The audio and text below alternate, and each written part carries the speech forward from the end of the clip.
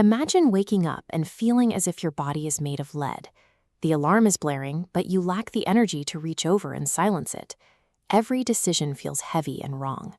Is this a lack of willpower, or maybe just a simple deficiency in serotonin? This map of the brain reveals that a low mood is a neurological traffic jam, rather than a broken brain. It is a severe miscommunication between the prefrontal cortex, the rational thinking brain, and the limbic system, the emotional feeling brain. When these regions are out of sync, your brain develops a mood-congruent attentional bias. This acts as a biological filter, forcing you to notice and remember negative stimuli, while incoming positive signals are effectively blocked. Ralph Waldo Emerson famously described this centuries ago, noting that our moods act like colored lenses that paint the entire world their own hue. This filter creates the downward spiral. Your brain's own internal circuitry actively fights against the very actions that would help you feel better, trapping you in a self-sustaining loop of negativity.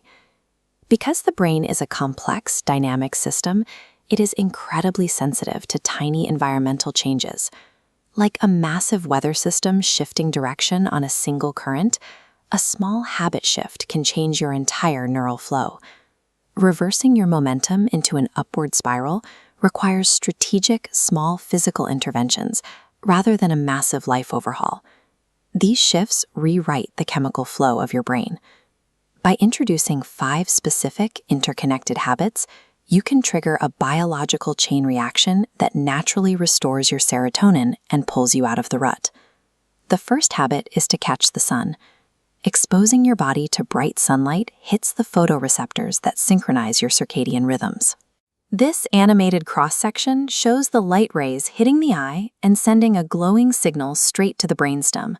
This process directly boosts serotonin production and regulates melatonin, clearing mental fog and providing a baseline of energy. The next habit is to move your body, converting that initial energy into momentum.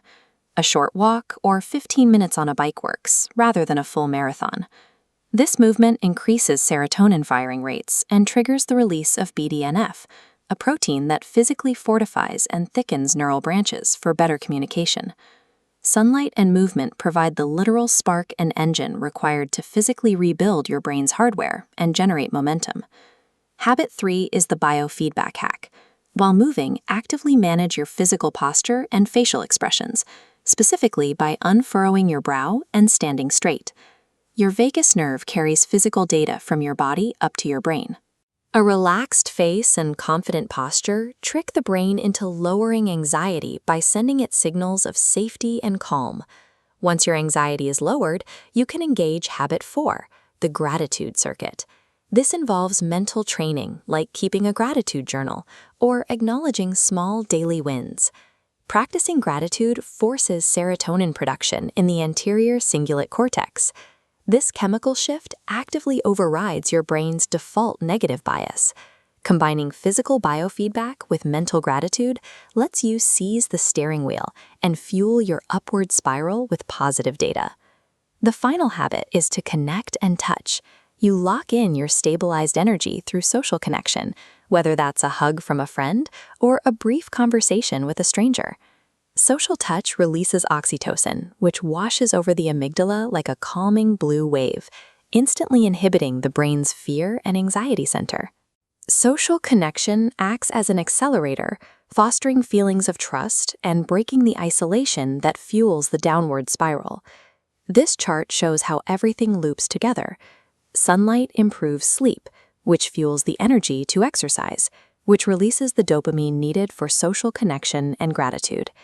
But what if you do all of this, the sun, the movement, the gratitude, and you still don't feel happy right away? Think of a scoutmaster fishing at a lake. Even if he catches nothing, he calls it a great day. He understands that it is called fishing, not catching. The value is in the execution of the process itself. The sheer act of deciding to pursue these habits activates your prefrontal cortex, which suppresses the emotional limbic system. The attempt is the neurological cure. Lillian James famously realized that we must intentionally make our nervous system our ally rather than our enemy by building automatic habits. You cannot control every stressful event in your life, but you have total control over the small, daily inputs you feed your biological system. You can immediately change the direction you are heading, even if you cannot yet change where you are in the spiral. Rewiring your serotonin simply requires the willingness to knock over the first domino and let the upward spiral take over.